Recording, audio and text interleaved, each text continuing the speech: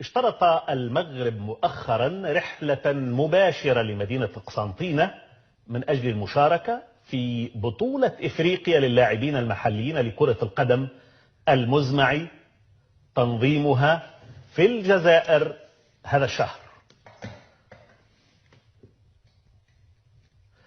جاء ذلك بحسب بيان للجامعة المغربية لكرة القدم كشفت فيها أنها راسلت الاتحاد الإفريقي لكرة القدم بخصوص احترام بنود دفتر التحملات لاستضافة البطولات الإفريقية، خاصة فيما يخص تسهيل ظروف المنتخبات المشاركة في هذه المسابقة.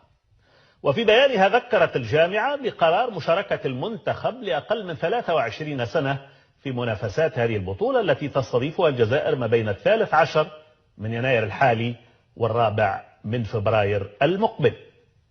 طلبت الجامعة بسفر المنتخب المغربي إلى مدينة قسنطينة التي ستستضيف مبارياته في هذه البطولة عبر رحلة مباشرة انطلاقا من مدينة الرباط وبواسطة طائرة خاصة للخطوط الملكية المغربية الناقل الرسمي للمنتخبات الوطنية.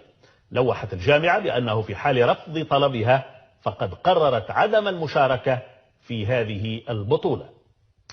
في سياق الرياضة أيضا نوه الرئيس الجزائري عبد المجيد تبون في الأيام الأخيرة بالإنجاز الذي حققه المنتخب المغربي في كأس العالم الأخير بقطر بعد تأهله إلى دور نصف النهائي وإنهائه المنافسة في المركز الرابع. وفي هذا الصدد قال تبون في حوار له مع صحيفة لو فيغارو الفرنسية إنه قام بالتصفيق على المنتخب المغربي، مضيفا أنه فعل ذلك لأن الشعب المغربي صفق للجزائر كذلك بعد فوزها بكأس إفريقيا في 2019. وأضاف رئيس الجزائر في الحوار ذاته أن المنتخب الوطني المغربي قام بتشريف الكرة المغاربية والعربية في نهائيات كأس العالم في قطر. بعيدا عن الرياضة وفي ذات الحوار قال الرئيس الجزائري إن قرار قطع العلاقات مع الجارة المغرب كان بديلا لنشوب حرب بين الدولتين، وأن الوساطة غير ممكنة بين البلدين. وأفاد تبون بأن قطع العلاقات مع المملكة المغربية صيف عام 2021 كان نتيجة تراكمات منذ عام 63 بحسب قوله. وأضاف أن النظام المغربي هو من سبب المشاكل وليس الشعب، فهناك 80,000 مغربي يعيشون في الجزائر بكرامة بحسب قوله. الجزائر والمغرب، إذن المغرب يشترط السفر المباشر إلى الجزائر للمشاركة في بطولة إفريقيا للاعبين المحليين والتي تبدأ كما قلنا 13 من الشهر الحالي. نظريا يفترض أو هكذا يبدو الطلب عادي وبسيط للغاية الحقيقة من باب الأمان. دورة إفريقية يشارك فيها المغرب باعتباره بلد عربي وبلد إفريقي، يريد لهذه الطائرة التي ستنقل اللاعبين أن تنتقل من الرباط إلى قسنطينة مباشرة، لا يمكن أن تذهب إلى بلد ثالث ثم منه تنطلق إلى الجزائر. لكن لأن الجزائر في سبتمبر 2021 قرر غلق مجاله الجوي على كل الطائرات المغربية العسكرية منها والمدنية، ربما سيمتنع. لكن هذه مسابقات دولية لأنها إفريقية وليست جزائرية، وبالتالي يفترض فيها يعني الاستثناءات. قطر ليست على علاقة مع الإسرائيليين، ولكنها لم تمنع الإسرائيليين من يأتوا هناك لتغطية مسابقات كأس العالم، وبالتالي في مثل هذه المسابقات هناك استثناءات لأنك أنت يعني ملتزم بقوانين دولية. أنا أحلل ولا أميل لأي جهة، ميلنا الحقيقة هو لإصلاح ذات البين بين هذين البلدين العربيين. الذي يبعث ربما على الاطمئنان هو تصريحات رئيس الجزائر مؤخرا بقوله إنه صفق على أداء المنتخب المغربي، وأن المنتخب المغربي شرف المغاربة وشرف العرب والأفارقة.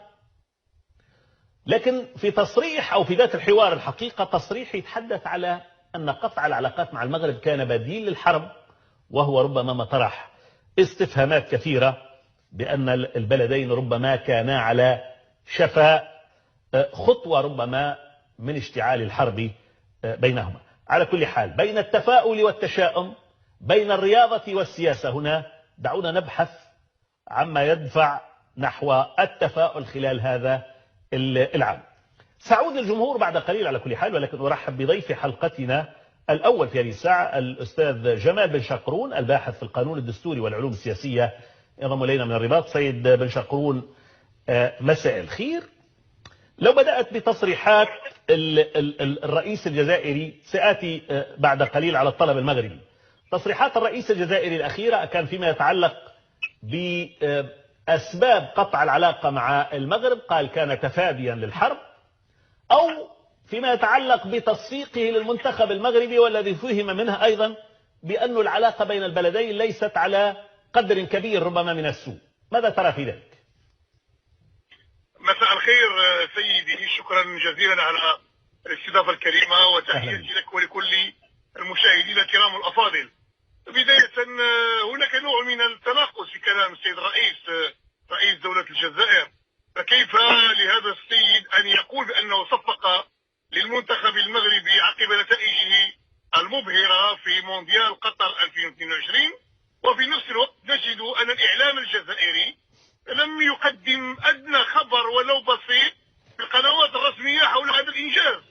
فالأكثر من ذلك أن بعض القنوات وعند إشارتها لنتائج الدور الأول من مونديال قطر لم تذكر انتصار المغرب على إسبانيا.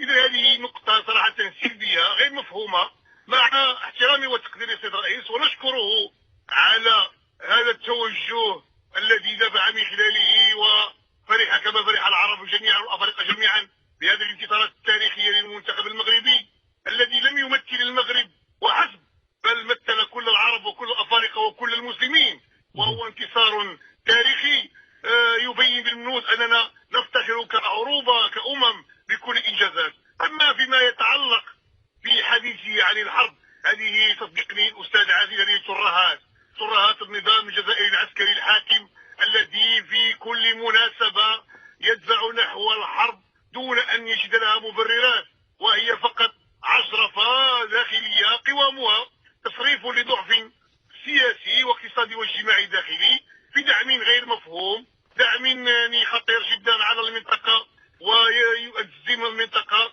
ويخلق بؤر توتر إقليمية وإرهابية، بخصوص دعم النظام الجزائري للبوليزاريو ودفعها إلى خوض هذه الحرب، وهو مدعمها بالسلاح والعسد والغذاء. أعتقد بأن الآن الأوان اليوم في القرن 21 أن ينأى النظام الجزائري عن نفسه بالخوض في مزيد من هذه الأمور السلبية للأسف الشديد. الأمل هو أن نجعل العلاقات متينة لها منافع مشتركة ما بين الدولتين لفائدة الشعبين. هذا هو أملنا وهذا هو طموحنا، والمغرب دائما كان له السبق في أن يمد يده، والدليل هنا هي الخطابات الملكية السامية في كثير من المناسبات، سواء في عيد العرش المجيد أو المسيرة الخضراء المضفرة أو غيرها. يقول دائما بأن الجزائر دولة جار، وأن الشعب الجزائري شقيق ولنا معه علاقات قرابة وأخوة طويلة الأمد، وأن المغرب ساهم في كثير من المحطات لتحقيق الانتصارات السياسية للجزائر. نذكر هنا استقلال الجزائر الذي ساهم فيه المغرب، نذكر أيضا محطات متعددة، واليوم على النظام الجزائري أن يستجيب، لأن ذلك يشكل انتصارا للأمل الذي سينعش مصالح الشعبين على المستوى الاقتصادي وعلى المستوى الاجتماعي. نعم. وبالتالي أرى بأن هذه التصريحات هي فيها تناقض كبير، ويجب أن يجلس النظام الجزائري على طاولة الحوار مع المغرب لتفكيك شفرات أي مشاكل عالقة. لكن في العمق ماذا يربح الآن النظام الجزائري من دعمه لجمهورية الوهم والانفصال بوليزاريو، التي الآن أبانت كل التقارير وأبانت كل الصور على أنها في أفول وفي اندحار، وأن كثير من الصحراويين المحتجين هناك يريدون العودة إلى وطنهم الأم المغرب، وأن ما يعيشونه الآن من أزمات اقتصادية واجتماعية هي ظاهرة للعيان، بشهادة مبعوثين ووفودين من دول أجنبية زاروا تندوف للجزائرية بالمناسبة،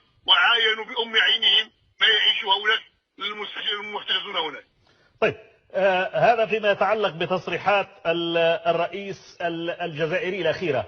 فيما يتعلق بالطلب المغربي والذي وهو على علاقة بهذه المسابقة الإفريقية التي تجري في الجزائر في قسنطينة تحديدا انطلاقا من 13 من الشهر الجاري، المغرب يريد لفريقه أن يسافر مباشرة من الرباط إلى قسنطينة، لكن يعني كما هو معلوم الجزائر أوقف الرحلات العسكرية والمدنية منذ سبتمبر 2021، فما هو الحل الآن برأيك؟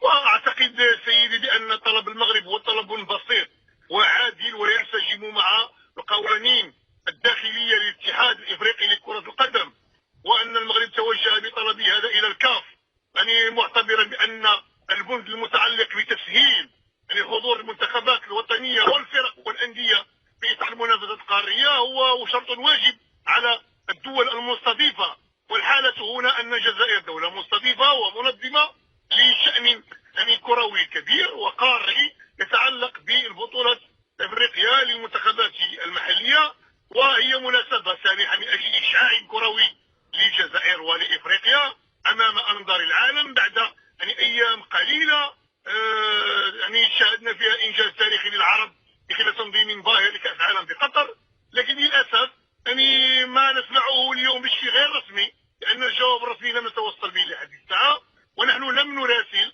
يعني مباشرة الجزائر، بل راسلنا الاتحاد الافريقي الذي هو المنظم لهذه البطولة، اما الجزائر فهي المحتضن لها، وبالتالي اعتقد بانه الجواب يجب ان يكون يعني ايجابيا بشأن ولوج المنتخب المغربي الى التراب الجزائري في رحلة استثنائية خاصة جدا عبر الخطوط الملكية التي تعتبر المحتضن الرسمي والناقل الرسمي للمنتخبات الوطنية نحو قسنطينية، وبالتالي كذلك هنا سنجد ان الامر يتعلق ليس فقط بالمنتخب، سيتعلق الامر ايضا بالجمهور، وكيف للجزائر ان تحرم نفسها من حضور جماهير غفيرة من المغرب، ونعلم بان الحدود المغربية الجزائرية قريبة جدا، وان الجماهير تواقة للحضور ليس فقط من التراب المغربي بل من كافة مناحي تواجدها بالعالم، خاصة بإسبانيا التي يتواجد فيها ما يقارب مليون مغربي إلى جانب جالية مهمة أيضا جزائرية وتونسية وعربية، قس أيضا فرنسا والدول المجاورة. طيب على حد علمك سيد بن شقرون، يعني لم ترد أي إجابة بشكل مباشر أو غير مباشر أو حتى تلميحات إلى الجهات المغربية؟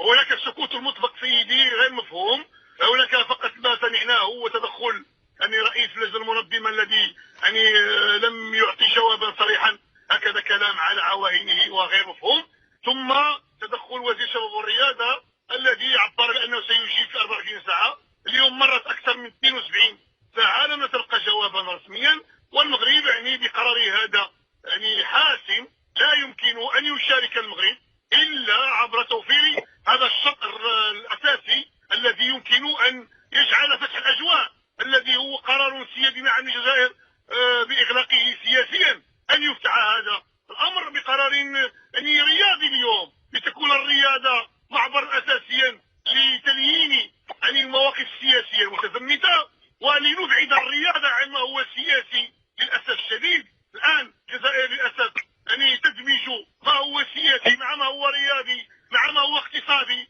كمثلا يعني إلغاء اتفاق أنبوب الغاز المار من المغرب إلى إسبانيا، إن هناك تخبط وهناك يعني أمور تجعل النظام الجزائري تائه في تجاوبه مع ملفات معزولة جدا عن النزاع السياسي الطبيعي للمغرب في دفاع عن شرعية يعني وحدته الترابية، وكذلك فيما يتعلق بالجزائر تعتبر نفسها محايدة وتدافع عن شعوب تعتقدها بأنها مقهورة، وهذا رأيها الخاص الذي سيحل على أنظار الأمم المتحدة. لكن اليوم سيحاسب أيضا الاتحاد الكروي الجزائري في مرحلة ما بعد الشان في المناسبات القارية الأخرى، يعني كالبطولة بطولة الفرق والأندية القارية التي أيضا لدينا معهم الآن مباريات، يعني وبالتالي المغرب قدم يده الممدودة في عز جائحة كورونا، استقبل المغرب المنتخب الجزائري استقبالا حار لمدينة مراكش في إطار خوضه لإحدى المباريات الإقصائية مع منتخب بوركينا فاسو المستضيف والذي استضاف مباراته هذه داخل التراب المغربي، وكان استقبالا حارا، والجزائر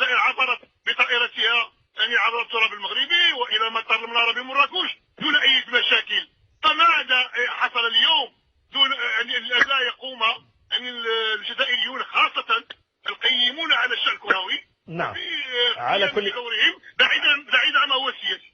نعمل على كل حال. ما تزال الأيام يعني ربما 10 أيام ما تزال تفصلنا عن هذه الدورة، ونأمل أن يحصل المغرب على تجاوب إيجابي في هذا المجال. السيد جمال بن شقرون الباحث في القانون الدستوري والعلوم السياسية كنت معنا من الرباط، نشكرك جزيل الشكر.